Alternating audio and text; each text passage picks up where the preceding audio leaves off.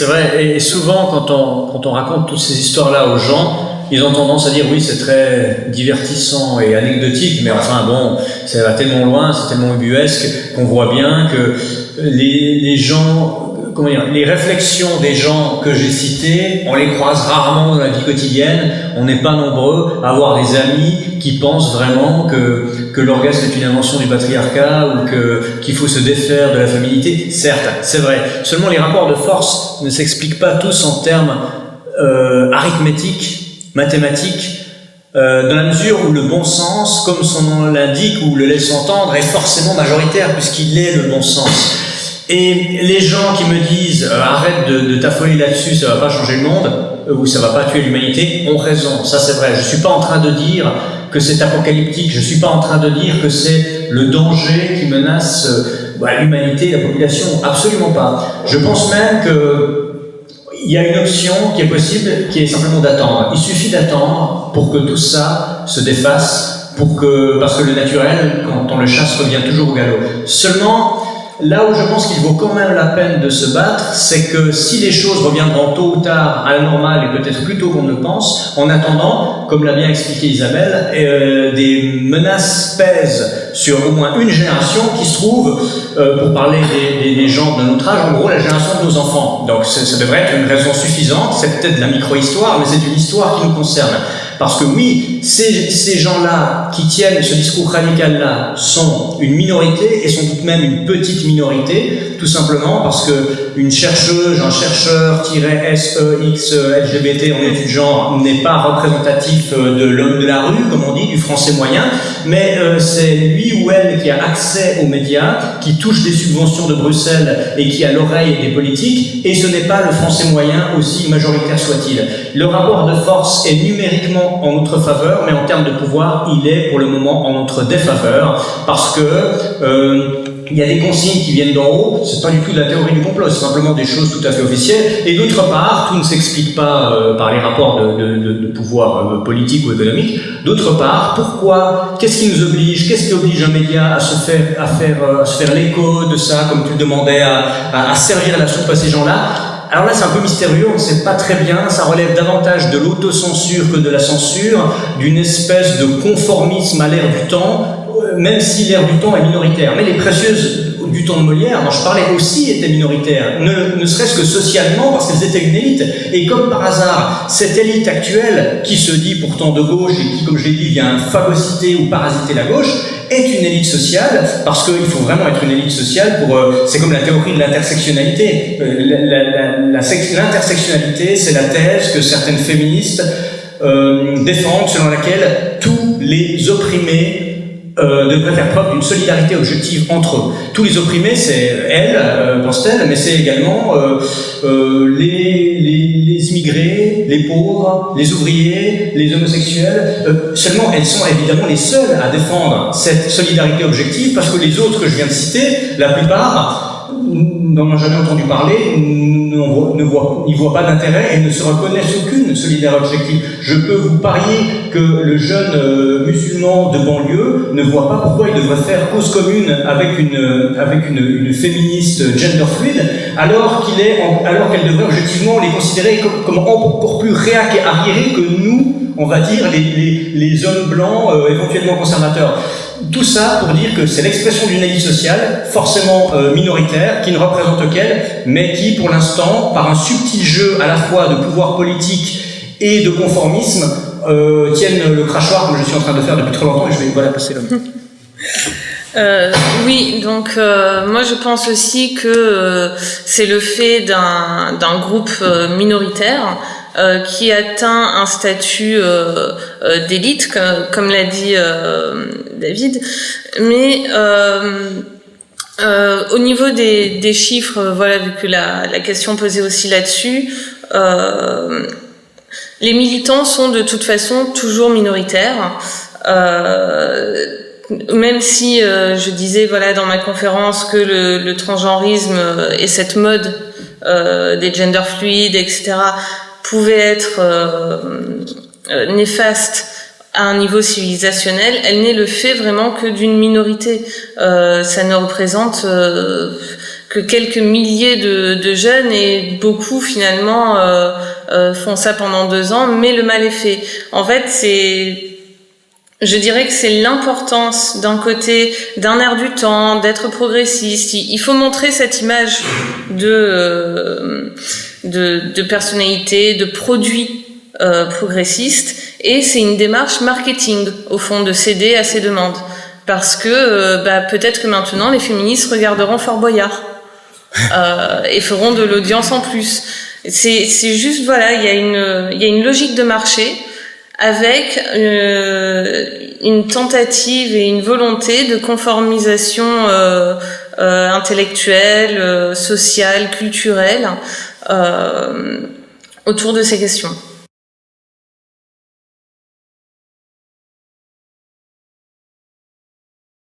Je pense pas qu'il y ait des mouvements féministes à prendre dans leur globalité ou qui vont dans le bon sens. Le féminisme tel qu'il est aujourd'hui est le résultat donc de son histoire. Et son histoire est inscrite aux côtés des combats de la gauche progressiste. Donc à ce niveau-là, on ne peut pas dire que c'est via des mouvements féministes qu'on pourra avoir un retour en arrière, même si je n'aime pas du tout cette idée de retour en arrière. Néanmoins, on peut voir chez certaines féministes, notamment les féministes radicales, et justement certains écrits d'Andrea Dworkin que David avait cités, où il y a un espoir si un jour les nouvelles générations féministes redécouvrent ces écrits, parce qu'ils sont beaucoup plus essentialistes. Et même si cette essence dans leurs écrits est utilisée pour renforcer la lutte contre les hommes, le patriarcat, quand on lit entre les lignes, on voit bien que il y a une différence de fait entre les femmes et les hommes. Il y a aussi un mouvement qui s'est créé entre les féministes radicales qui existent encore aux États-Unis et qui attirent certaines jeunes militante, qui est beaucoup plus basée justement maintenant dans un militantisme centré sur le corps féminin. Donc on va montrer des poils pubiens, on va montrer les règles, on va montrer des seins, free the nipple, voilà, enfin toutes ces choses-là qui, même si elles peuvent choquer nos âmes encore bien puritaines sur beaucoup de sujets, ramènent la femme à son corps et à son vécu de femme. Et ces féministes radicales sont justement houspillées par les intersectionnelles qui disent qu'elles sont transphobes, ce sont d'affreuses essentialistes, certaines sont exclues de cercles de débat féministes parce qu'elles peuvent offenser les personnes trans en parlant par exemple de problèmes liés à la maternité, au fait d'avoir ses règles, etc., qui pourraient être tout à fait légitimes dans un discours féministe, parce que ça peut offenser les trans qui ne vivront jamais cette réalité de femme. Mais pourtant ce sont des femmes aussi, et donc on voit bien que, enfin, chez les intersectionnels, ils sont dans une impasse intellectuelle. Et donc, il y a ce terme de TERF, T-E-R-F, qui est devenu une insulte sur les réseaux sociaux dans les milieux féministes. C'est trans-exclusive, radicale féministe. Et c'est devenu une insulte. Donc, je pense que sans prendre absolument en compte les thèses radicales, il faut jeter de temps en temps un coup d'œil. On peut vraiment s'inspirer de certaines des idées et les recentrer dans un discours plus comment dire, conforme à l'ordre naturel. Ouais. Bon, moi, je partage pas du tout cette indulgence envers Andrea Dworkin qui me semble extrêmement dangereuse, parce que c'est justement le comble du puritanisme poussé à un point.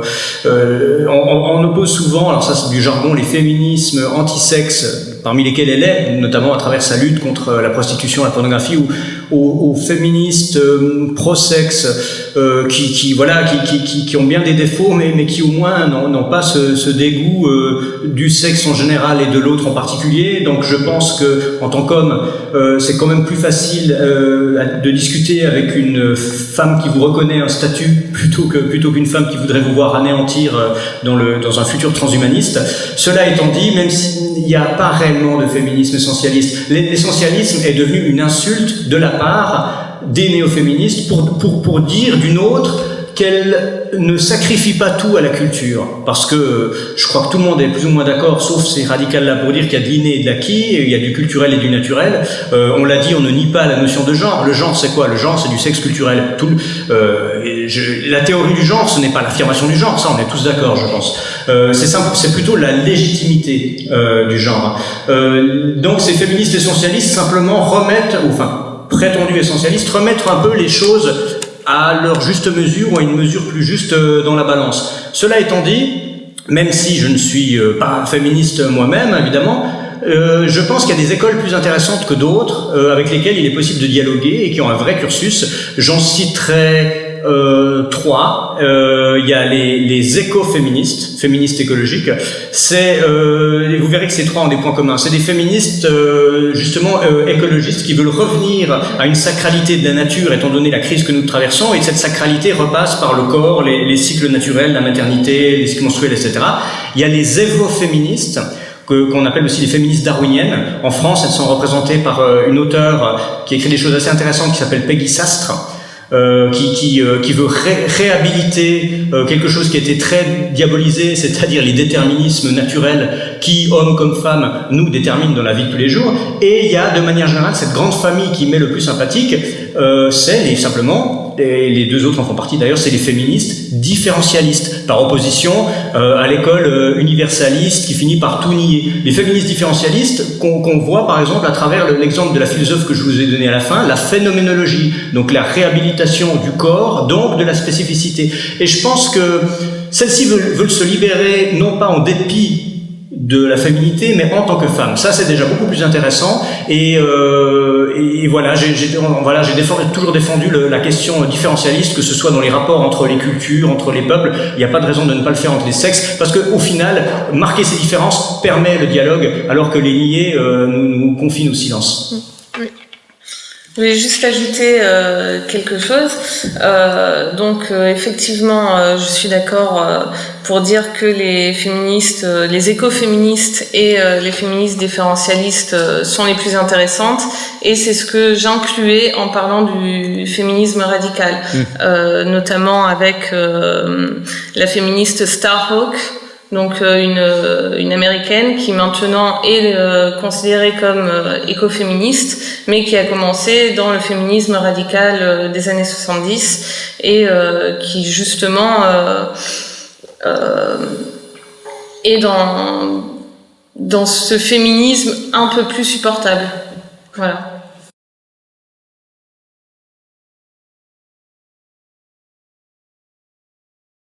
Alors c'est intéressant qu'on continue sur ce sujet, notamment après que j'ai parlé de Starhawk, parce que justement elle est aussi militante Wiccan, New Age, et elle a énormément écrit justement sur cette nouvelle forme de paganisme qui serait par essence féministe, avec les idées de féminin sacré.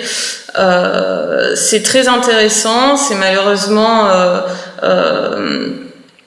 quelque chose de complètement artificiel, une reconstruction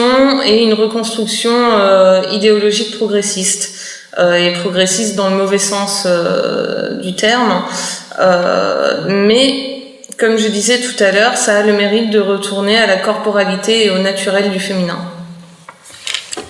Ça, c'est une question effectivement fondamentale qui est en plus le sujet d'une querelle historique qui n'est pas finie.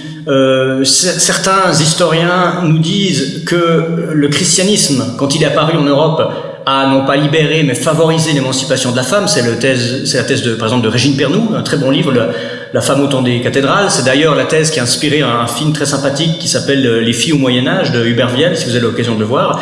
D'autres, au contraire, nous disent, valorisent la liberté des femmes grecques et romaines, à relativiser certes, mais surtout plutôt les autres peuples, les peuples celtes, par rapport à un christianisme qui, par la pudibonderie, les aurait aliénés. Les deux ont plus ou moins raison selon la perspective qu'on prend. Ce qui est certain, c'est que philosophiquement, les trois monothéismes, et là on peut les mettre dans le même panier, je pense, donc christianisme, judaïsme et islam, ont ce problème de puritanisme pour une raison très simple. C'est qui valorise la transcendance, parce que toute spiritualité monothéiste place à la fois les grandes valeurs, le bien, le beau, le juste et Dieu lui-même en dehors. À partir de là, comme le disent souvent les religieux, cette vie n'est qu'une étape, ce monde est vulgaire parce que c'est un monde créé, c'est un monde qui fait appel au sens, et à partir de là, eh bien, quand on est dans cette optique, on finit par négliger, puis mépriser, puis diaboliser tout ce qui relève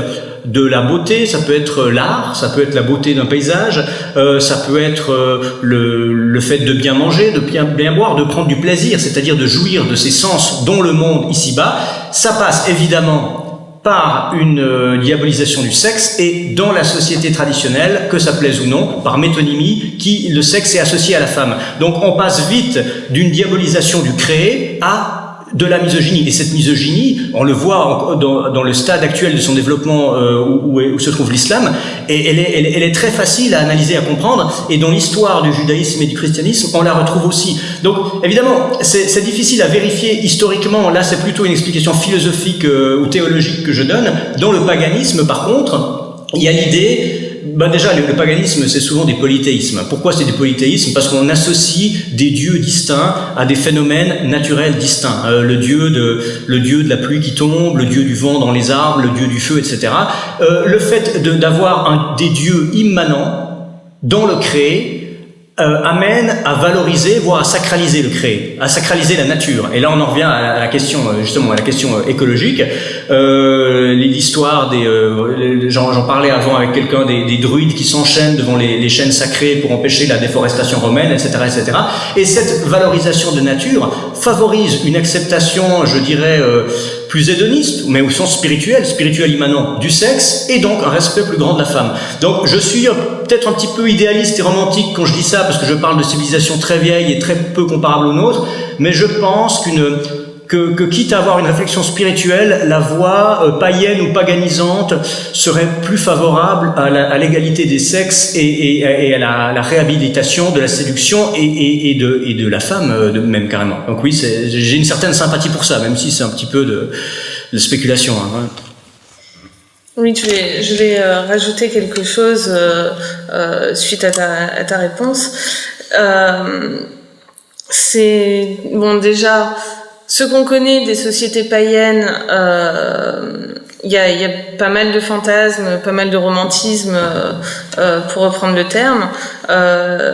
Elles n'étaient absolument pas dénuées de misogynie. Il suffit d'aller voir les écrits des Grecs anciens ou à Rome, de voir les systèmes judiciaires de femmes éternellement mineures, en Grèce de femmes confinées à son oikos, et les seules qui étaient dans la vie publique étaient justement des femmes publiques, qui pouvaient être très respectables, des courtisanes qui ont même pu influencer des grands hommes. Mais voilà, donc il faut pas forcément idéaliser un paganisme égalitaire au niveau des sexes. Je pense que le paganisme, avec son lien avec la nature, le naturel, le sacré, le créé, favorise plutôt chacun à sa place. Et c'est beaucoup plus intéressant que l'égalité.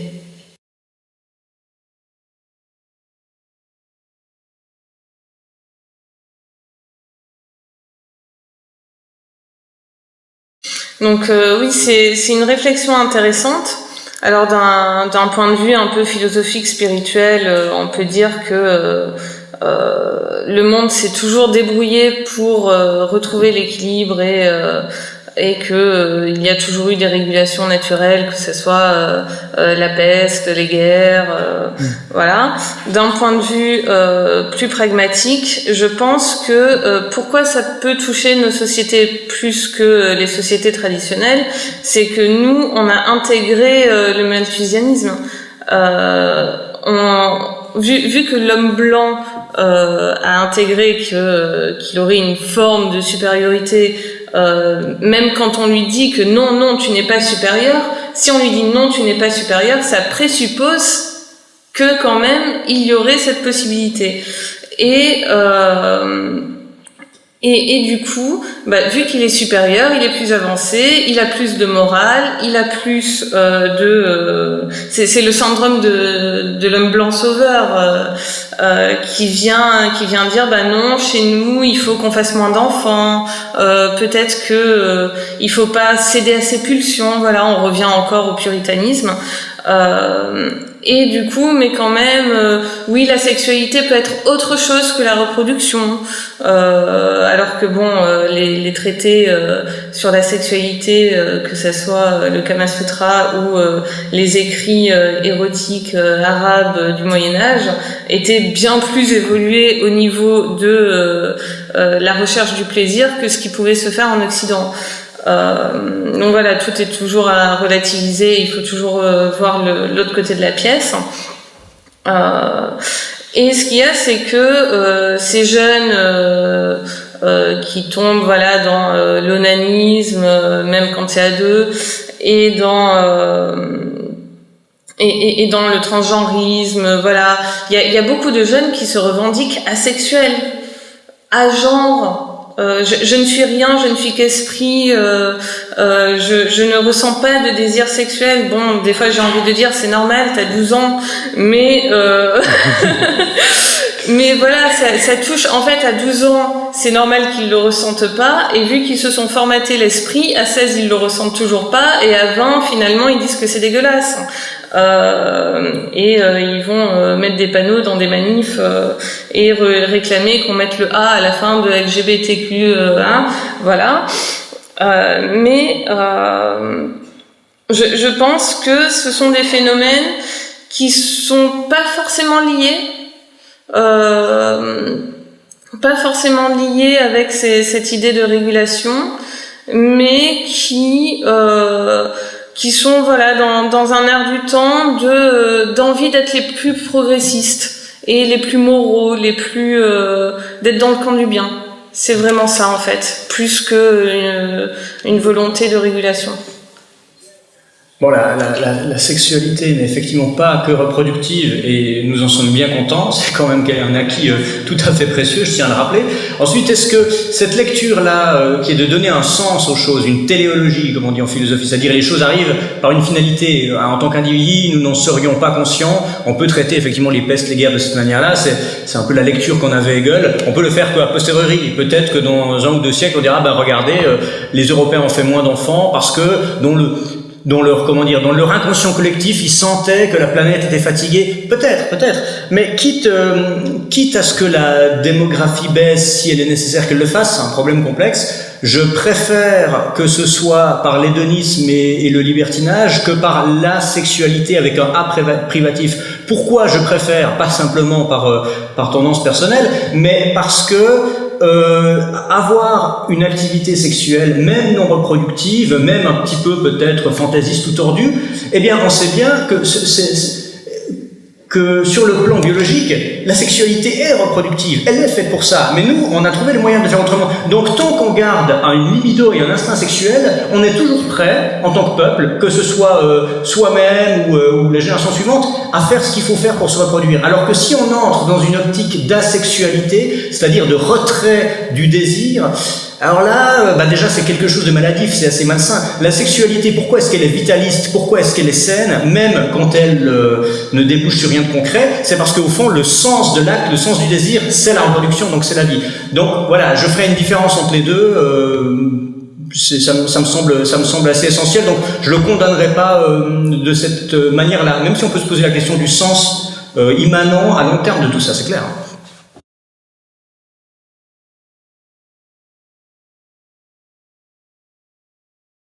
Oui, c'est vrai que le terme lui-même devient problématique déjà par sa polysémie, parce qu'il recouvre des choses extrêmement différentes, ce qui est valable un peu pour toutes les grandes doctrines qui ont un peu quelques siècles dans les pattes, hein, c'est normal. Mais évidemment, pour parler des catégories dont j'ai pu parler avant, c'est clair qu'une idéologie qui n'a plus comme sujet philosophique les femmes, parce qu'il nie même la possibilité de la femme, peut difficilement aujourd'hui s'appeler féminisme. Les choses que nous avons critiquées, je les appellerais ultraculturalisme ou déconstructionnisme ou quelque chose comme ça. Et celles qui demain s'appelleront féministes seront peut-être tout simplement les héritières du féminisme classique, c'est-à-dire la défense, comme je l'ai dit, un peu corporatiste, des intérêts et des droits des femmes. Et là, tout le monde comprendra de quoi il s'agit. Et pour terminer, pour commenter ce que disait Madame, avec laquelle je suis assez d'accord, c'est vrai que pour quelle raison est-ce qu'on décourage la natalité et la maternité des femmes? Du fait que les femmes sont sur le marché du travail, cette maternité représente un poids pour le capital qui n'est pas un poids que ne présente pas le travailleur homme, qui justifie certaines discriminations comme les inégalités de salaire et qui justifie aussi des politiques d'incitation patronale à ne pas procréer. Alors ça va par évidemment la promotion de la pilule ou la pression dans les entretiens d'embauche. Il y a beaucoup de jeunes filles témoignent que selon l'âge qu'elles ont, le profil qu'elles ont, si elles sont en couple ou autre, elles sont vite discriminées parce qu'on se dit celle-là dans les 6 mois elle va tomber enceinte et puis elle ne m'aura pas encore rapporté que je devrais déjà moi mettre de l'argent. Ce qui est évidemment d'un cynisme assez absolu. Mais certains grands groupes industriels, je pense notamment à certains géants de la Silicon Valley qui sont toujours à la pointe de la technologie, sont allés plus loin en proposant à leurs travailleuses de congeler leurs ovocytes. C'est-à-dire de mettre tout ça dans un petit frigo dans les cases de chez Google ou Facebook en disant écoutez, vous avez 30 ans, oui bon ce serait l'âge, mais attendez encore 10 ans. Vous avez des bons ovocytes, on va vous les congeler, c'est pris dans l'assurance d'entreprise, et dans 40 ans, quand vous aurez donné le meilleur de vous-même et que vous serez un peu fatigué, ou même à 50 ans parce que c'est congelé, vous pouvez les ressortir à ce moment-là. Donc quand on en arrive là, on voit clairement que la principale contradiction, la principale opposition au déroulé naturel des choses, c'est le capital. Et ensuite, ce que vous dites sur l'immigration ou autre, qui est vrai aussi, découle de ça. Je fais peut-être du monocausal, c'est un peu plus compliqué que ça, mais on en revient toujours à cette question du libéralisme destructeur, à mon avis. Oui, donc comme ce qui a été dit dans la question, effectivement, il y a un conflit d'intérêts au sein de ce qui peut se nommer féminisme aujourd'hui. Soit des femmes qui réclament leurs droits de femmes au profit de leur carrière, et justement ces ultra-gauches intersectionnelles qui finalement ont usurpé le terme de féminisme. C'est pour ça que moi j'appelle ça juste l'intersectionnalité en fait, parce qu'il y a une part de féminisme, donc la lutte pour le droit des femmes, qui est couplée à l'antiracisme, antispécisme, etc., etc. Moi je pense que ces conflits soit éclateront et feront finalement la mort par décrédibilisation du féminisme tel qu'il aura fini finalement, ou sinon et je pense que c'est ce qui va se passer. Les intersectionnels prennent le dessus justement sur ce féminisme un petit peu plus traditionnel qui parle des femmes et qui ose parler des femmes. Et le mouvement vers lequel va l'intersectionnalité, c'est finalement montrer qu'il y a tellement un millefeuille d'oppression qu'au final chacun va finir dans sa bulle en disant oui mais toi tu m'oppresses, toi tu m'oppresses, toi tu m'oppresses, et finalement on peut voir de façon un peu dystopique ce qui nous pend au nez, une société hyper individualisée où chaque individu est opprimé par l'autre. Donc ces deux scénarios qui ne sont pas souhaitables, parce que je pense que les femmes ont des choses à dire, qu'il y a des progrès qui sont à faire dans les mentalités sur comment on voit les femmes, parce que le puritanisme victorien a fait des dégâts à ce niveau-là dont on paye encore les frais en tant que femme. Mais oui, voilà, il faut vraiment faire attention de pas tomber dans cette société hyper individualisée de un pour un et chacun contre tous. Merci beaucoup.